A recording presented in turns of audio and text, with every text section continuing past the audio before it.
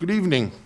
Tonight's public hearing is being scheduled to obtain the views of citizens, public agencies, and all other interested parties on identification of impediments to fair housing choice to be used in the development of the City of Fall River's analysis of impediments to fair housing choice. We call it an AI. This document is a comprehensive evaluation of the city's housing, economic and transportation conditions, and public and private sector policies in order to ensure that all persons in the city are provided fair housing choices and opportunities. The AI to fair housing choice is being completed to meet requirements of the Housing and Community Development Act and HUD regulations governing the preparation of the consolidated plan. The document will be part of the 2025 to 2030 consolidated plan submission. The Fall River Community Development Agency and its consultant TDA are developing an analysis of impediments for public review and comment. The agencies consulted a wide range and variety of public and private service providers, for-profit and nonprofit entities, and community groups and organizations. The format of this public hearing will be to allow participants the opportunity to express their views and comments. All of these comments, together with any written statements received, will be considered in the development of the analysis of impediments to fair housing choice to be submitted to HUD.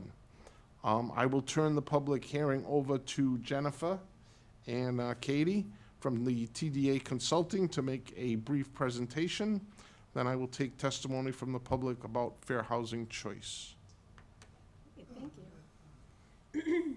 Okay, so we're just going to go over some basics about fair housing protections and this concept of fair housing choice that Mike just talked about.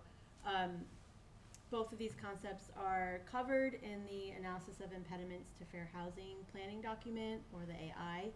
So we want folks to have a better understanding of what these concepts are about.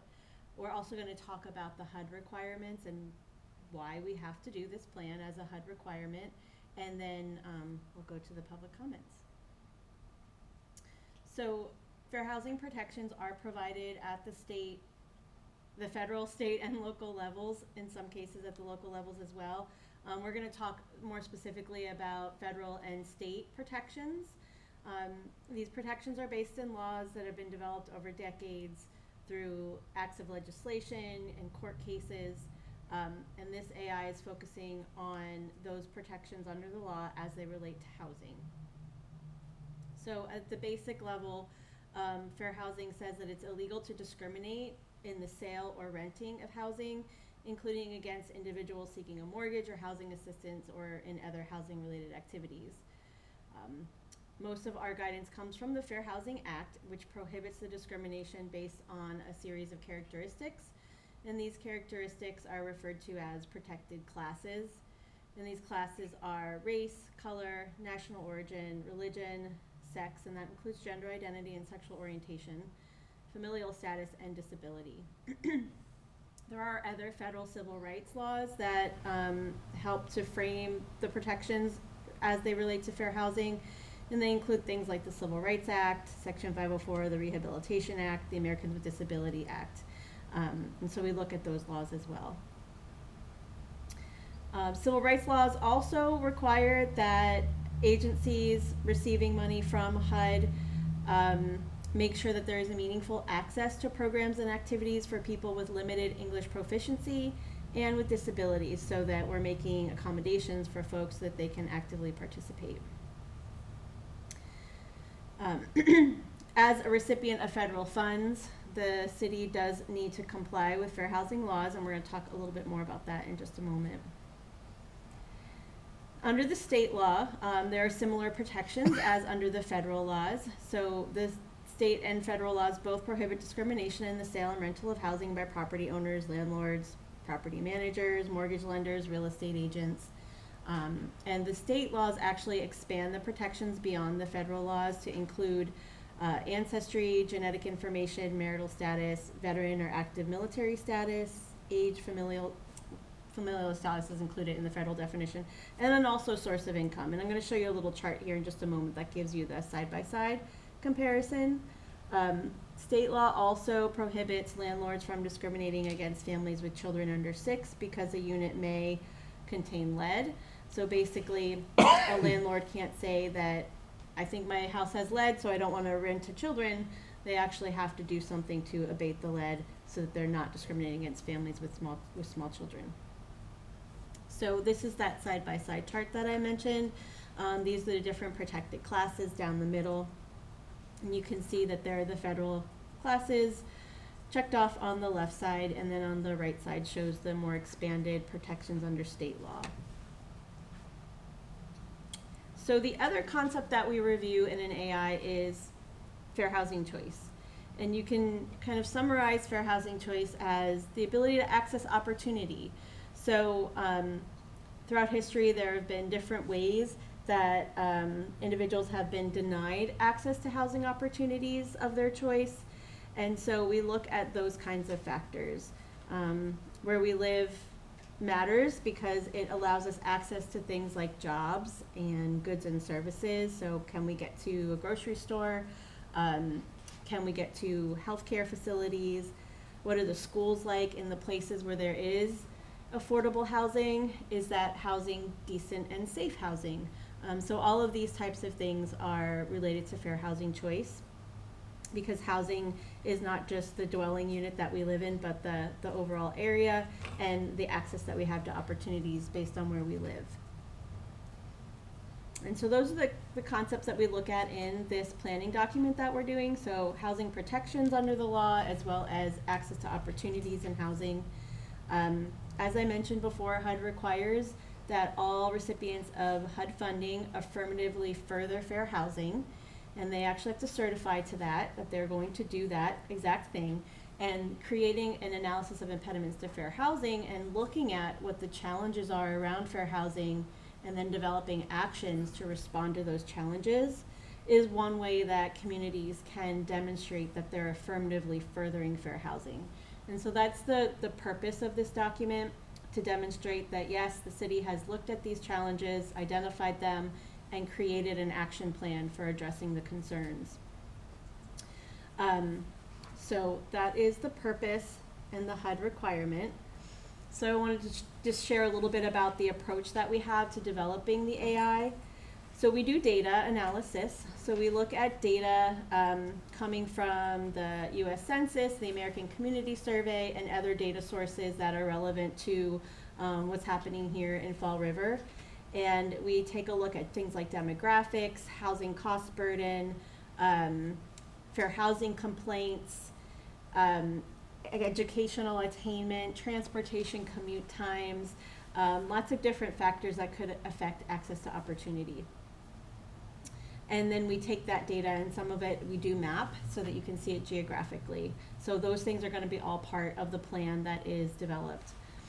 There's also a community outreach strategy. There are survey questions in the current consolidated plan survey. So the city is running a survey to collect information on city needs through a survey on the consolidated plan.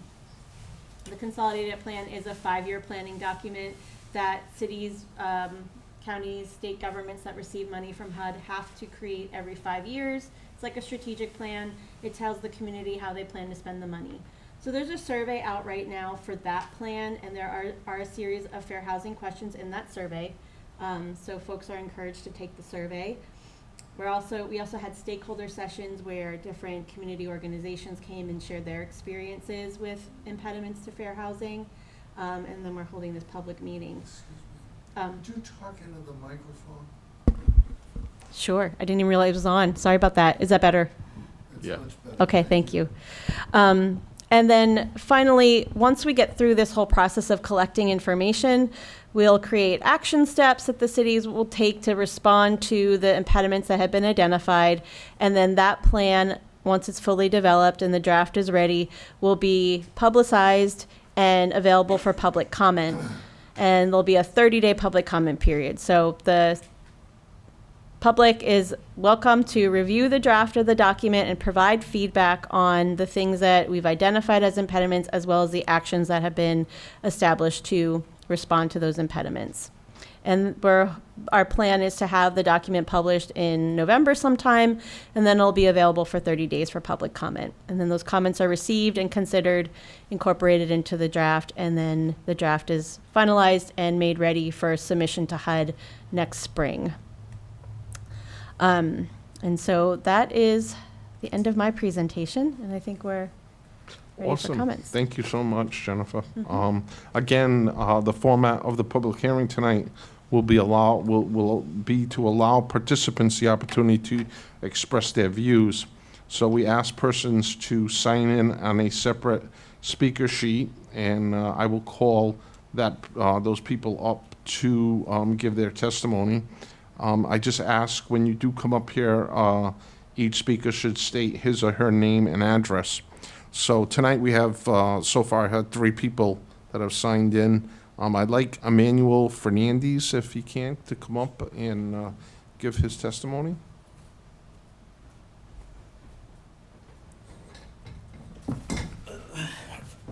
Just speak into the microphone if you can, enough. and just state your name and Can you hear me? Okay. Good evening. My name is Emmanuel Fernandez. Lived in Fall River since 1999 at 1006 Robeson Street, Fall River. I came here this evening because I recently heard about this meeting, and I wanted to present to you some information that I had just received yesterday. I understand the focus of what you're identifying here in terms of protection of certain class of individuals, one of which is a veteran. I want to identify that I was served in the Army Reserve National Guard for 33 years, so I'm retired now. thank you for your service. Thank you, sir. I have been volunteering at the Disabled American Veterans, and I was confronted with a situation yesterday where a gentleman came in and he wanted me to assist him with filing a claim, which I did so. But while I was taking down his information, he indicated to me that he was homeless, and that for me, for the first time, presented itself. So what I attempted to do was to get all his information sort of done up and sent in, and then my first thing was to have him come over here to City Hall and meet with the Veteran Service Officer, Doc. And I've met him before, an outstanding individual, and I know he thinks very highly of the veteran community and wants to assist the veteran community equally. When I showed up here, unfortunately, he wasn't present, but someone from his office was able to escort me down the hall to another department that sort of dealt with homelessness. And it was then that I found out that if a person is homeless, if a veteran is homeless, and we tried to execute any other plans. I tried calling the New England Veterans Homeless Hotline. I spoke with them, was able to submit an intake with them. And they indicated to me that someone would eventually get in touch with this gentleman. But the deal is that they would get in touch with him at a later date. So that individual was not getting assistance that day. He, my thing was he deserved or needed to rest his head on a bed that night. And he was sleeping outside under a tarp, and which made no sense to me. So luckily, the office here at Fall River City Hall was able to go ahead and make some calls. And luckily for us, this individual was able to find a bed at the Veterans Transition House in New Bedford. The thing that got to me was that for the first time, and this is partly blamed on me, is that I thought that there was provisions in place to assist a homeless veteran in getting immediately, into a spot. And unfortunately, that wasn't the case.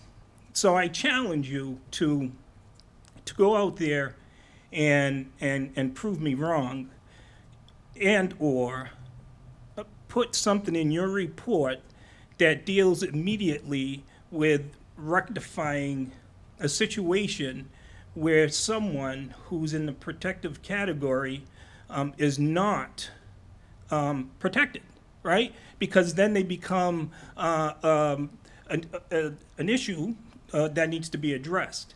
And if nothing could be done immediately to assess that individual, then I think that I don't think that's fair.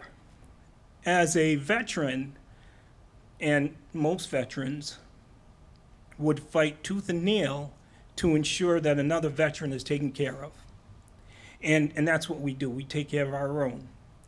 And it saddened me to be in a situation where I didn't know that a person couldn't immediately be taken care of. So on this end, as far as I'm concerned, I've always been the type of person that you can either sit and complain about something, or you can identify what the problem is and come up with a solution. So I tried talking with Doc, and I'm trying to see whether or not we can get a collaboration with other veterans organizations here in Fall River to hopefully do some fundraising, so we can raise some money and maybe give out vouchers for individuals to go to hotels, right? I would ask that within your report that you can identify that this is an issue and come up with a solution to this, because if agencies are not going to collaborate with one another and come up with, quick solutions to address an individual who's homeless, especially a veteran, right? And this guy was this guy was an 82nd Airborne soldier out of Fort Bragg, and here he was asking for help.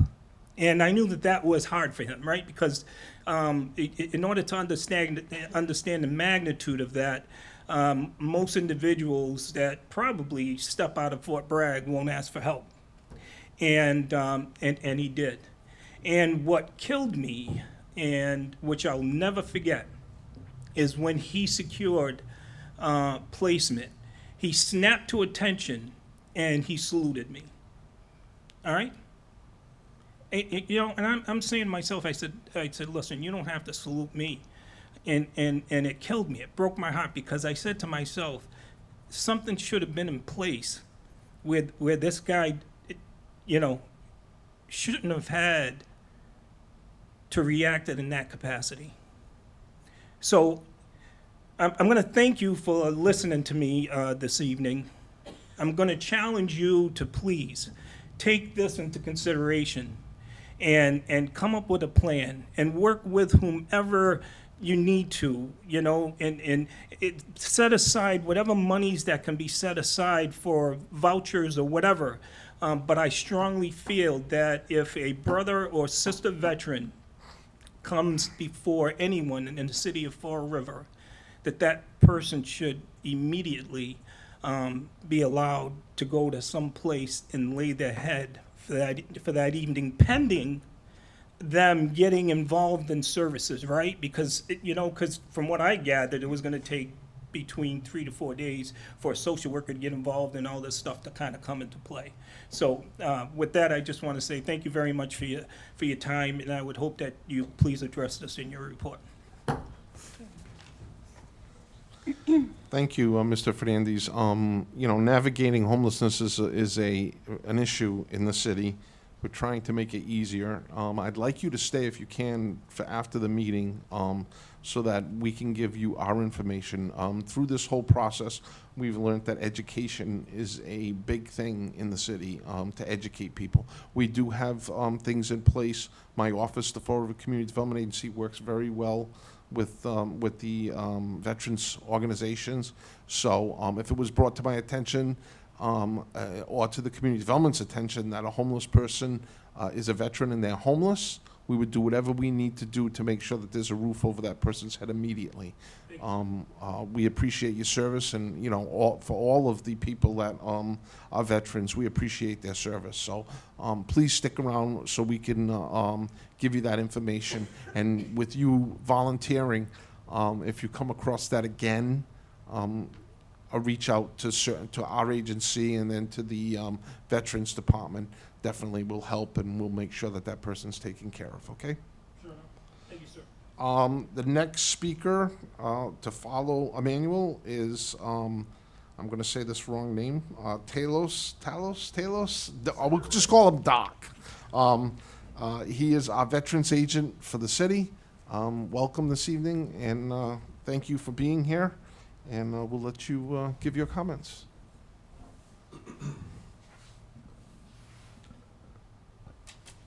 As you said, my name is Talos Ferris. I am the city's Director of Veteran Services. Mr. Fernandez spoke to something just a moment ago, and unfortunately, I was not in the office in that exact moment when he came looking for services for that individual. I was sitting in this meeting here, getting educated. But it's not unheard of.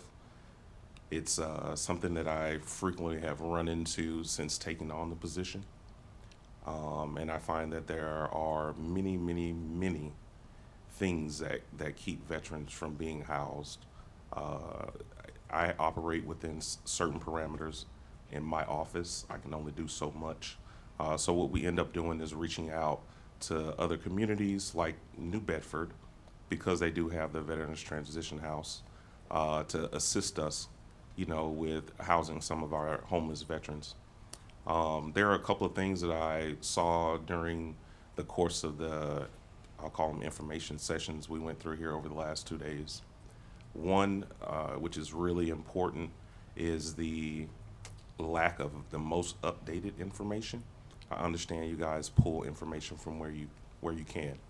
And then also, specifically inside of that, the snapshot, the one night or 2 nights of actually taking, you know, measure of who's out on the street. I think not only does the number of people you guys captured in that snapshot not really paint a full picture, but just the overall information that was being provided over the course of the information sessions. The rent amounts severely outdated. They're about twice the number that you have listed. So that is something that really needs to be looked at. I'm not going to speak to the actual total number of homeless folks in the city. That is, you know, a battle that'll be ongoing for whoever knows how long. But to kind of back up what Mr. Fernandez was talking about, one of my tenements as the Veteran Service Officer for the city of Fall River is to be an advocate for the veterans of this city. And I find that extremely difficult to do at times, for a multitude of different reasons. But I'm not just the Veteran Service Officer, I also live in this city. I live on the South End, and the homeless people that kind of traverse the neighborhoods at night while you're attempting to sleep are quite a high number. Just being honest about it, it's quite a high number. And there are many things that kind of feed into why there are so many homeless folks here in the city, but I'll give you a snapshot of one of my days. 8:30 a.m., phone call from a 80-year-old surviving spouse. Her husband passed away within the last year. Benefits are cut. She is no longer able to afford the mortgage at her home, facing homelessness. 76-year-old surviving spouse. Husband passed away, benefits are cut. She is no longer able to afford the rent at her place because her place was recently sold to someone that is not from Fall River that now owns that property and has doubled the rent. So no longer is $900 gonna cut it. Mother of 2, surviving spouse, same situation. Income does not cover the raise in rent after property's been turned over to a new owner. Vietnam era veteran, disabled. Benefits don't cover the new amount of the new rent in his area.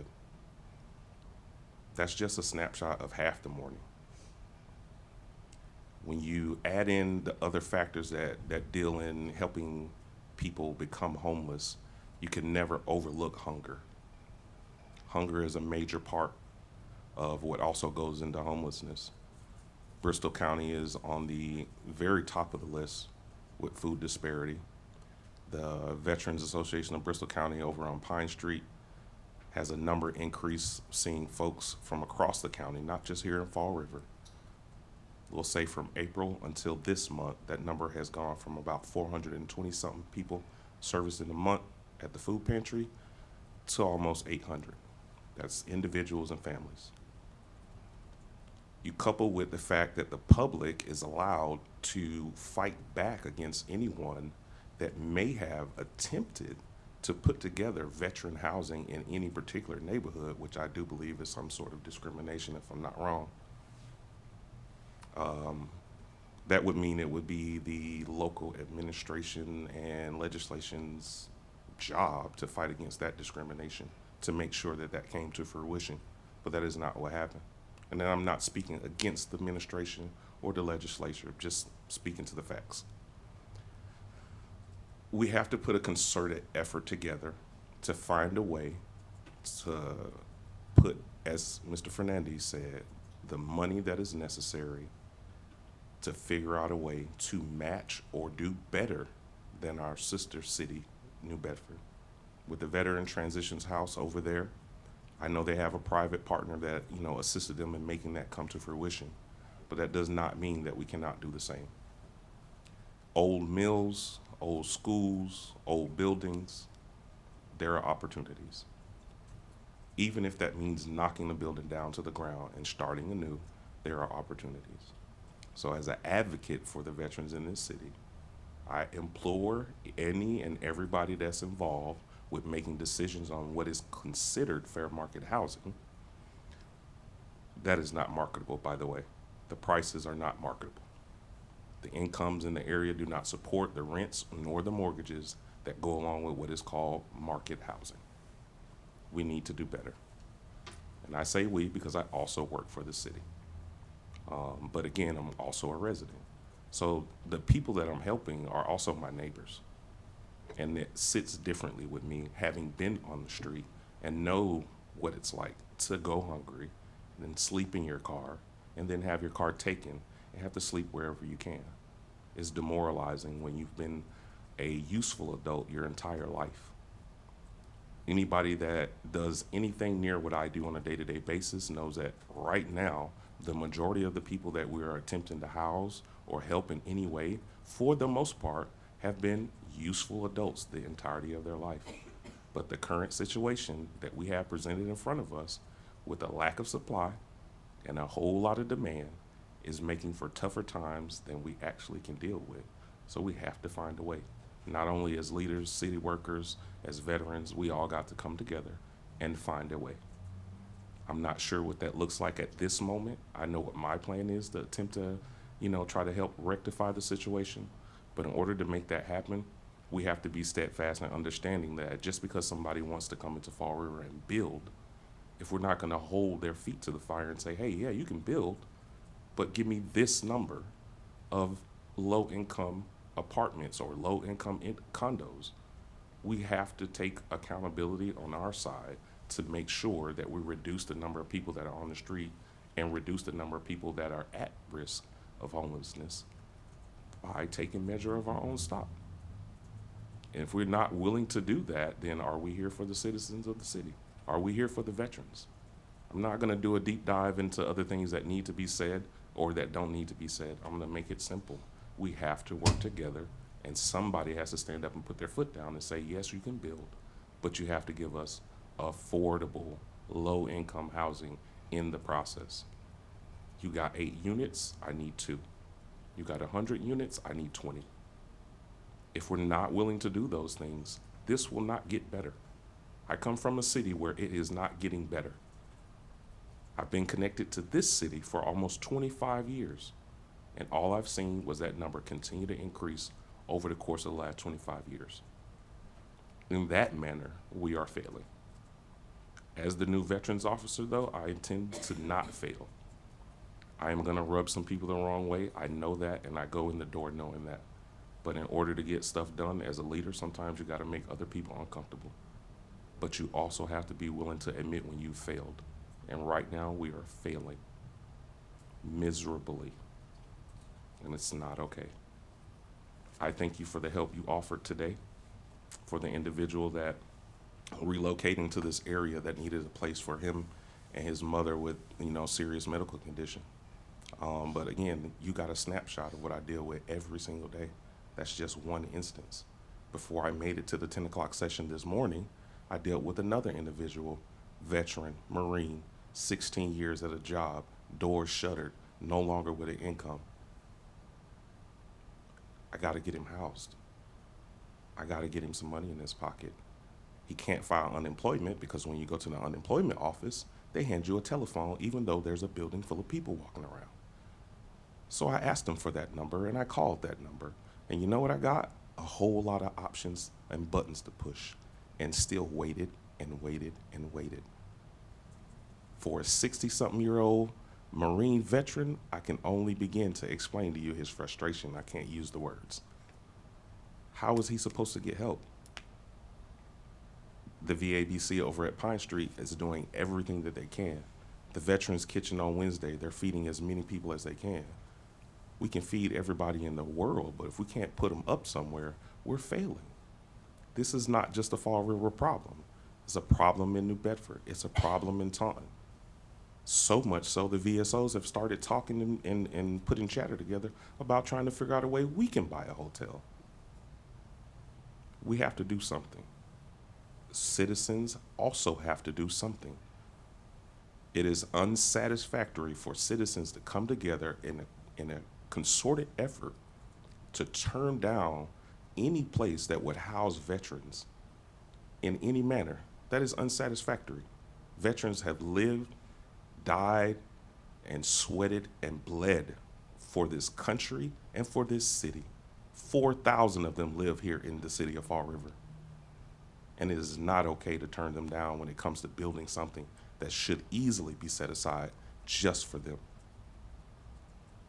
Thank you for your time. Thank you very much. I can't speak for the city on a whole, but I can speak for the Community Development Agency. And I know we ourselves have been very, very committed to veterans. I know it doesn't help the current situation in terms of the amount of units, but we've developed over the years Tecumseh Street units. We've developed units on Bradford Avenue, and we've also developed handicap units on Easton Avenue that had a direct preference for veterans. So we're always try to be dedicated to those. We just put together an application to the CPC board for units on Thomas Street that would have a veteran's preference on it also. So I thank you for your talking. I see you got back to the table, so we'll let you talk again if you'd like. But I just want to let you know that, at CDA, we will do everything possible. We put together a street outreach team. We put together a fast team for our homelessness. There is no reason why any veteran should be out in the cold. It is our duty and our goal to make sure that they're all taken care of, So I appreciate your hard work too, Thank you for that statement. And please, anybody that's sitting here, I work alongside you, not against you. Correct, Okay. I agree. You spoke to Tecumseh Street, so I promise you I was about to sit down. When I moved back to this city, that's where I moved to. Spouse, 2 kids on Tecumseh Street.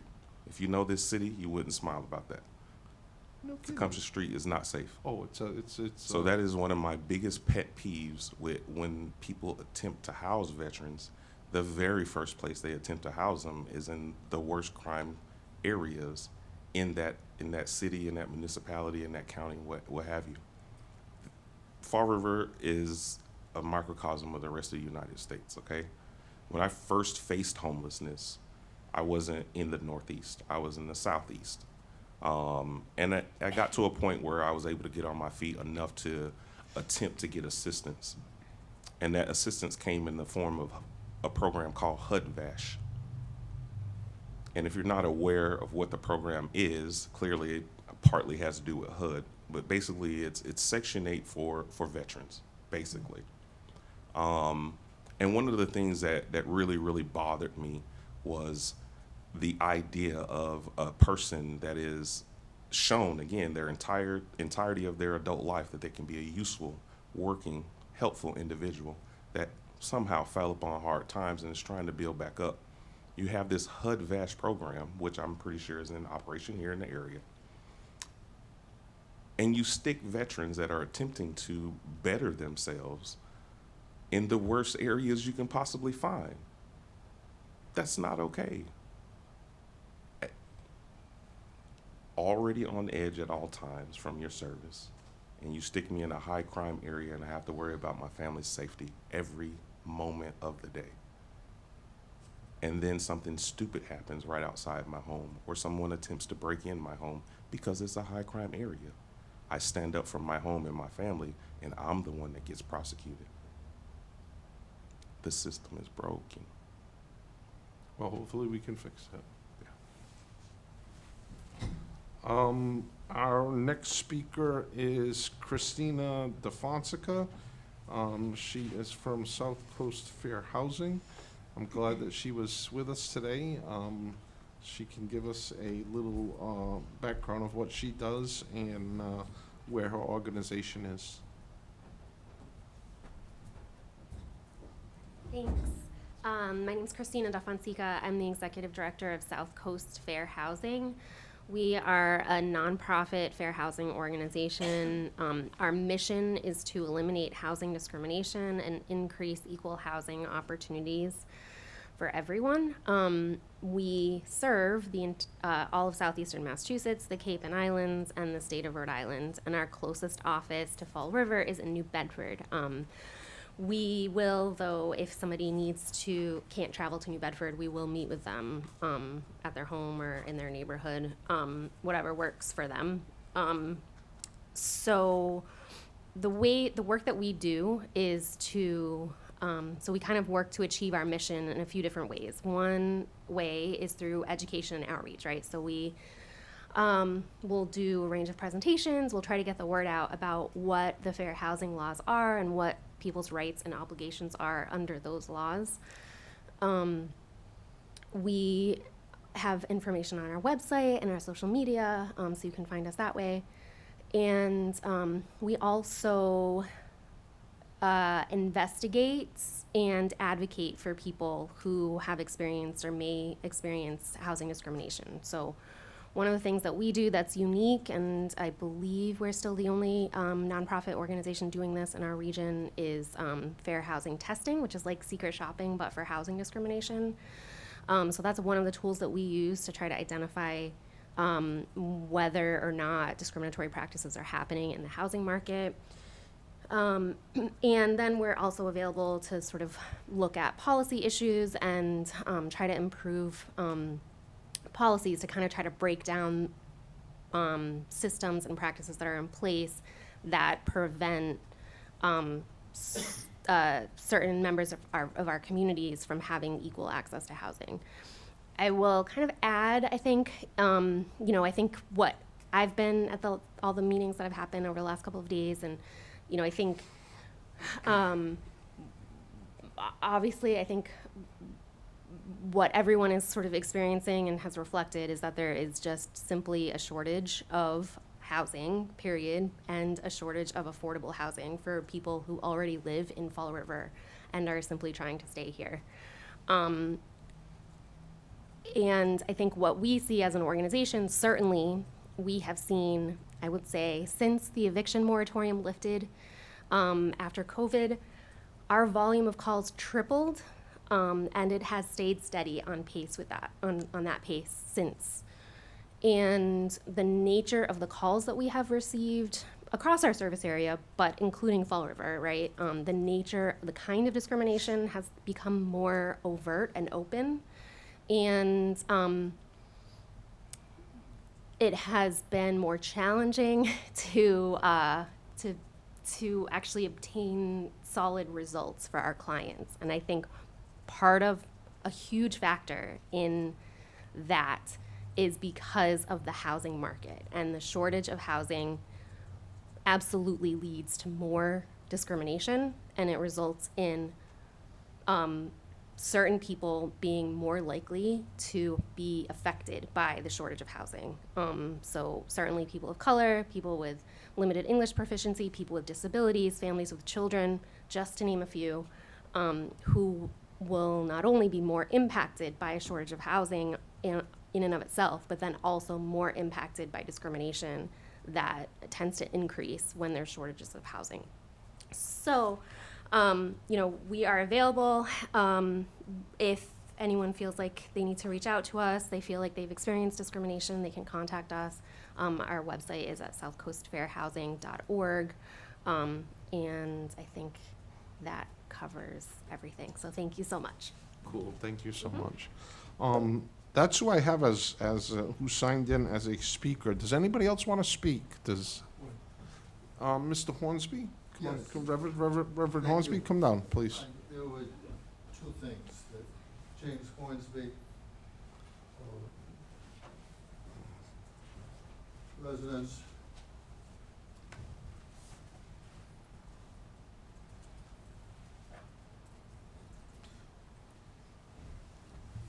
residents 260 Lake Avenue, currently bridge priest at St. Luke's Episcopal Church, where I've served since 1967 in the Niagara neighborhood.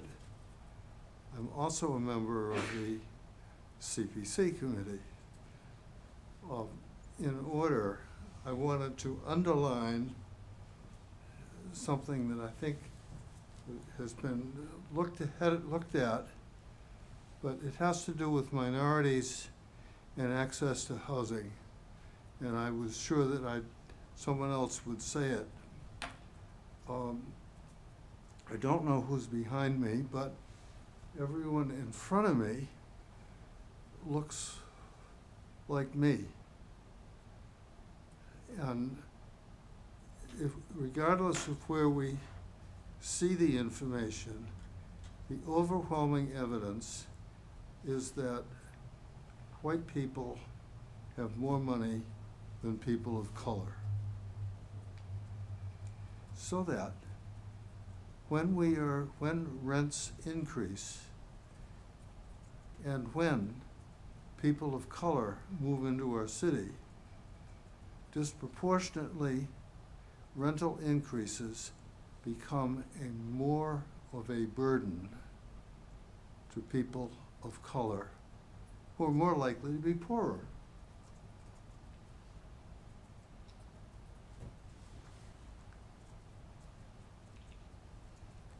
And so we have an enormous need for housing that will handle this in various ways.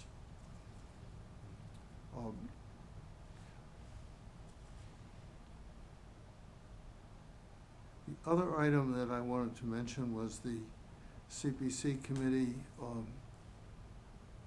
would hear your request next month if you made an emergency application. Are you so planning? I hope. Tonight we're talking about fair housing, Reverend. I'll talk about an emergency application for the CPC with you directly. Okay. Okay, fine. I just. There's a lot more that goes into it than what I want to speak Right, out. I'm not saying that I'm necessarily in favor of your application. I I think it should be understand. heard quickly, is I what I do understand. think.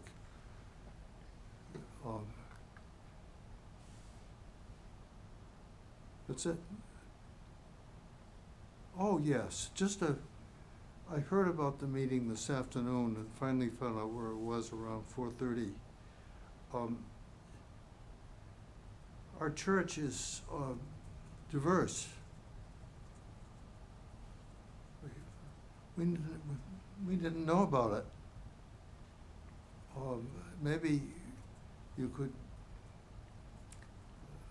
try to let diverse agencies and churches and other places know about this kind of meeting in the future. We will take that under advisement. I thought you would. Thank you. We did advertise this meeting, just so everybody It's hard, knows, but because you. I understand you. you. Can't put- Used to be able to cover that, put something in the Herald News, and everyone would see it. But I tell everybody, go to the Herald, but also go to the city's website. It'll have all the information on the city's website of what meetings are gonna happen and stuff like that, so, just so you know. But Right. we will reach out to you guys in I the did, future. by the way, I didn't see anything on the community development website about the meeting today. It was there. Now that, maybe it was there and I didn't see it, but. No big deal. You're here. Right. We're that's glad what to I have said. you. I'm here. Thank you. Yes, please, come on down. Yes, I didn't get signed in. Yeah, no problem.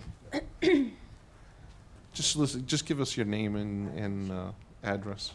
Good evening, thank you for having me. My name's Heidi Collins. I live at 230 Beatty Street. I'm a homeowner.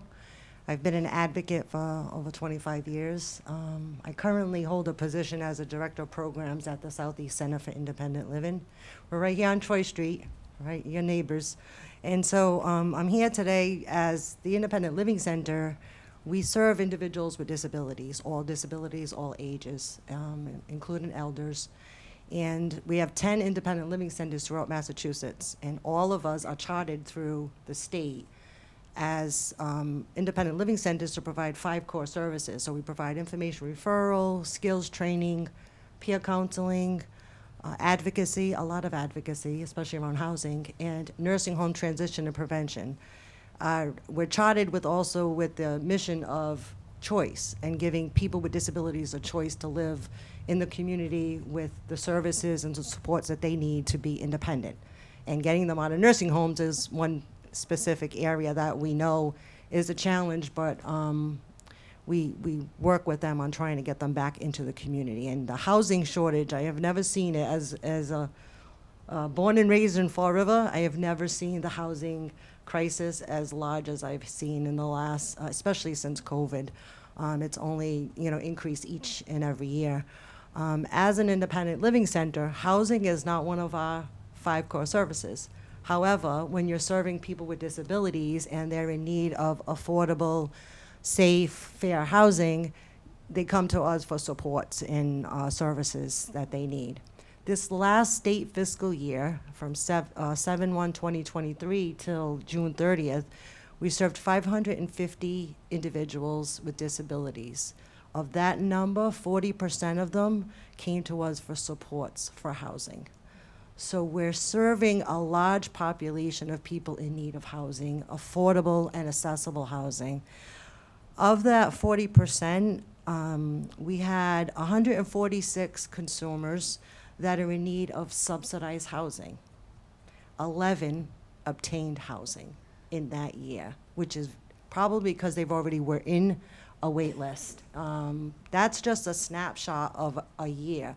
We have consumers that are on the wait list for 4 or 5 years that are still with us, and upwards to probably 10 years. And so of that, we also know that we have a shortage of housing, and we're seeing an increase in mental health. I'm seeing that of the 9, and I have 9 independent living coordinators that work on housing, whether their consumers are coming out of nursing homes or they're facing evictions because landlords are selling property and new landlords are kicking them out. Now they have increase in no-fault evictions. No-fault evictions also impact their ability to find housing because it doesn't really tell new landlords that they're applying for housing, what does that no-fault eviction really look like? And it doesn't give them really a good snapshot of that no-fault eviction. So we're trying to mitigate all of these obstacles for individuals and also keep them patient as we're waiting for them to get housed. The other issue I wanted to mention in this report is that the highest group of household income falls below this 30% of the AMI, which is the exact population that we're serving. So it's really a very low-income constituency that we're serving. They're on SSI, SSDI, and they can't compete with the housing market and what's occurring right now with the rents. A lot of landlords are asking for applicants to have 3 times the income to cover the rent. That's not the population that we're seeing.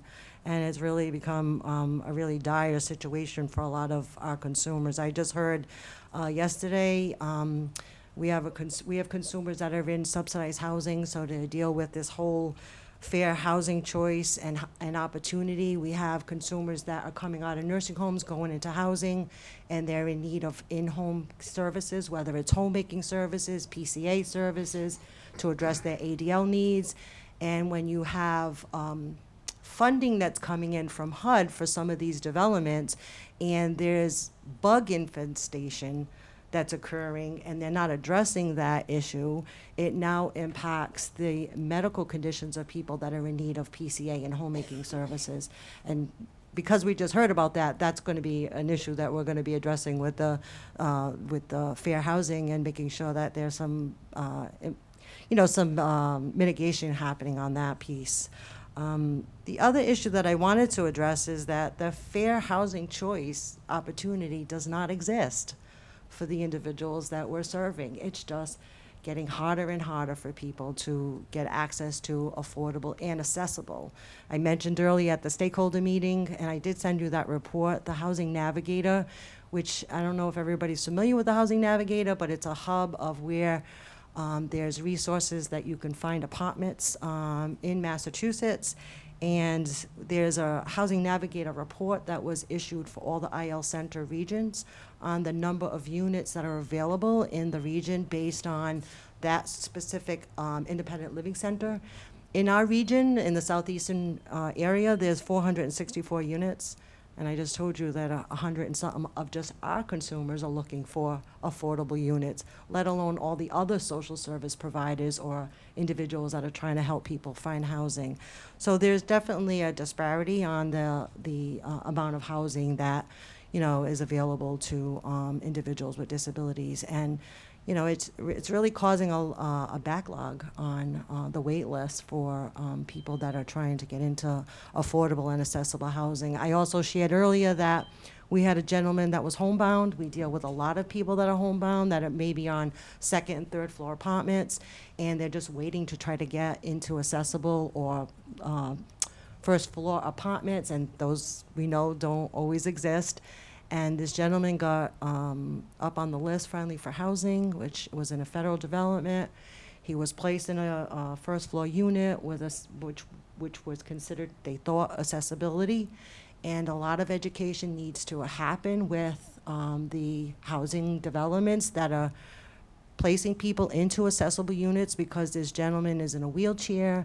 So he was unable to still get out of his unit, even though he was on a first floor, what was supposedly considered an accessible unit, and he still couldn't get out of his unit. He had to advocate with his staff person that works at Skill, and after several months, they were finally able to push the housing authority to finally get a new door placed so that this gentleman will have all access to all opportunities. If he wants to leave for the day, if he gets public transit, he's able to get out of his unit now because of this door that was placed. To me, that's absurd. You're putting an individual in a wheelchair in a first floor unit, but yet he can't get out of the doors. His door to his unit, he was able to get out, but he couldn't get out of the main door. So it was a problem that we had to advocate a lot for this particular consumer. And thankfully, we have staff to be able to do that, but we can't keep up with the demands of, with housing applications. We have a wait list of about 8 weeks from when somebody comes to us to even be seen by a staff person. They're required to come to a housing workshop to hear about all the rules around housing, what's available, what they could apply to, what we do for services. We don't have a magic wand. We tell them right up front, we don't have housing that we can place you in, but we can help you with these applications. And it's an 8-week at least wait list before they can get assigned to a staff person. 9 staff people to deal with all of the housing applications is just not enough time and effort to put people through the system very quickly. So I thank you, and I hope as you're developing your plan, if you want any additional input from Skill, we did send out, Reverend Hornsby, we did send out a flyer to all of our social service providers and consumers in our area about this hearing, hoping that, you know, people would come out, because that's how important housing is to us and to our community, that we took it upon ourselves to develop a flyer from your info, put it in our e-news. Also, we put it on our Facebook, and we had people sharing it with the hope that people, you know, could come out, or at least, you know, submit testimony in the timeline, because it's an investment that we feel is very important. And the calls that we get in, and the calls that my staff share with me each and every day on the dire needs that people that are, you know, without medication because, you know, they can't get access because maybe they're homeless, or maybe they're staying in a motel and all of their income is going into motels and they really can't afford to stay in these hotels. We've also seen an increase in elders that are being forced out of their homes. They've been in their homes for 20, 30 years. Now landlords are selling the property, and now they have nowhere to go. So we partner with Bristol Elders as an aging service access point, and if it's not an elder and they get a referral, they send them to us. But if it's an elder, because they don't primarily work on housing, we help those elders apply for housing. So we're constantly trying to collaborate with everybody in the community to try to put in the same applications that everyone else is trying to submit, and the wait list is just significantly longer for people at this juncture.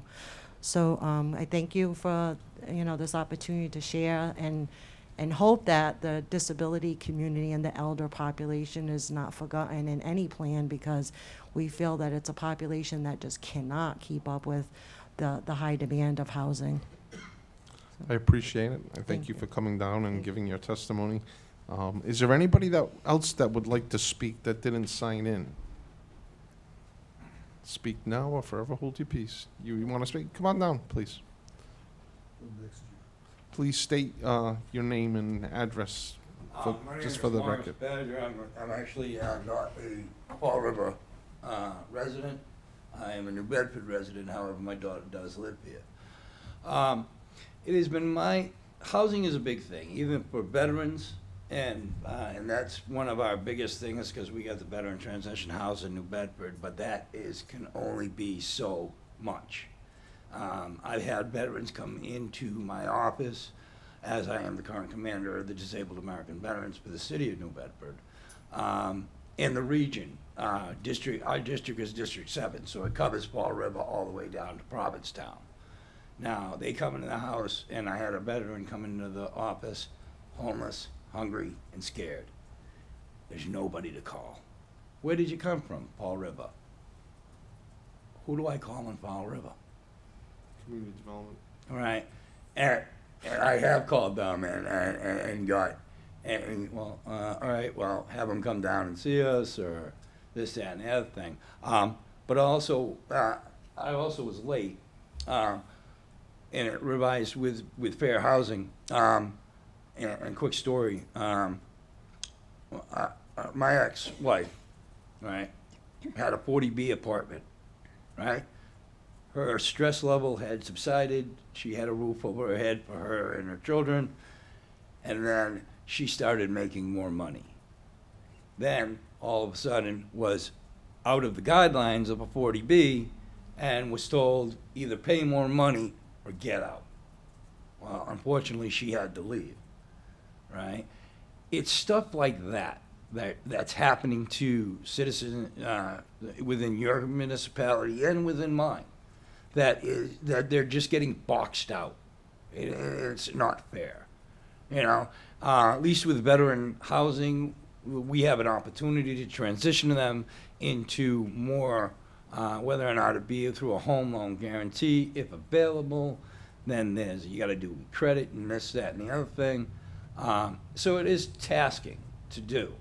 Now, I don't know what Fall River has for veteran housing, or even housing for people that truly need it and whatnot, but something's got to be done.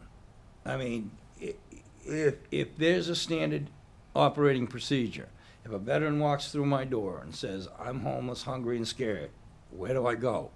I should be able to pick up the phone to the development people or to veteran transition housing and say, I have a veteran that's sleeping in the woods tonight.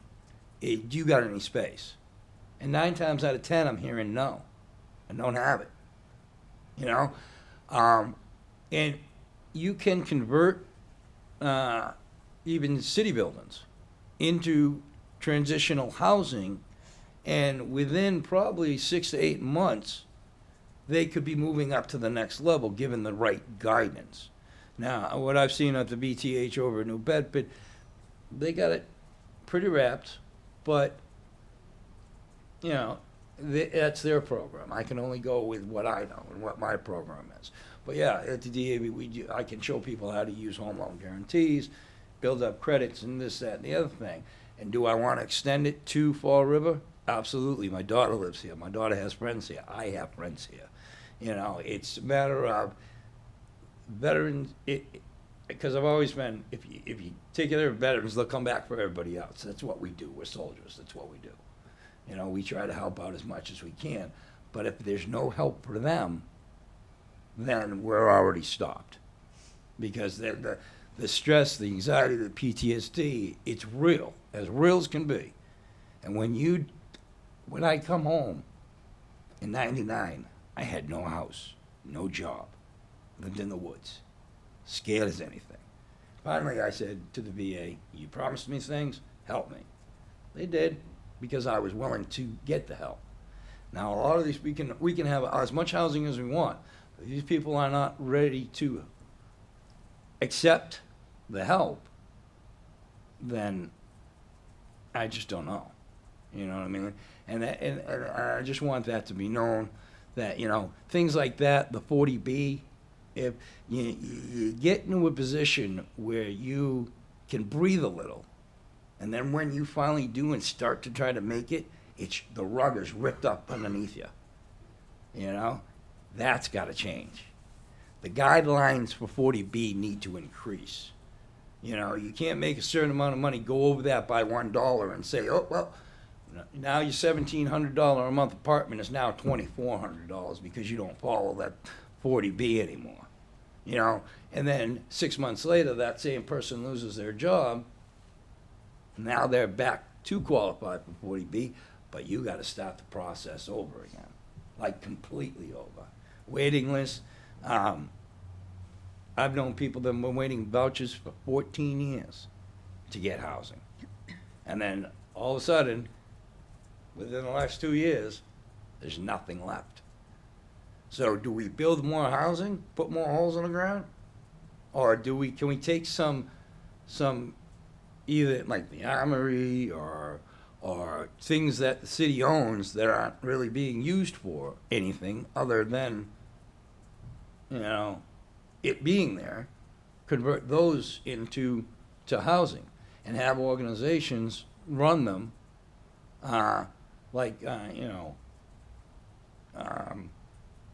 there's a buddy of mine, Paul Hebert. I don't know if you know who he is. He does housing too. So it's just, you know, that's my piece, really. It is. It's just that the 40B guidelines need to increase to allow these people to make enough money to afford a substantial amount of rent. Because right now, rents are equal to a mortgage. And there ain't enough houses to go around. Single family, multiple families, they're just done. You know, and I just would like to see that, you know, it's been my thing. If you take care of one demographic, like veterans, the rest, they'll go and help the rest of them. That's what we do. So, Thank you very much. Thank I really appreciate it. Is there anybody else that would like to talk? No? Okay, well, at this moment, I'd like to close our public hearing. You don't have anything else, Jennifer? So have a good evening. Thank you.